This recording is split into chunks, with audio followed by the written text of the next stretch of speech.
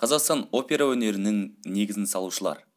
Күләш пен Қанабек Байсейітовтердің қызы Қарлығаш Байсейітова 83 жасында қайтыс болды. Қазақ ұлттық опера балет театры Қарлығаш Байсейітованың өмірінің соңғы күндеріне дейін ата-анасының естелігін мұқият сақтап, Қазақстанда кәсіби музыка өнерінің пайда болуы туралы баға жетпес тарихи деректермен жомарттықпен бөліскен туралы жазба жариялады.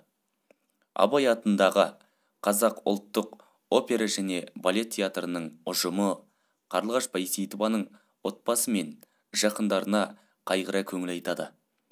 Оның мейірімділігі, шынайылығы халқына, музыка өнерінің тарихи мұрасына бей-жай қарамайтындығы біздің жүрегімізде мәңгі сақталады, деді театр басшылығы.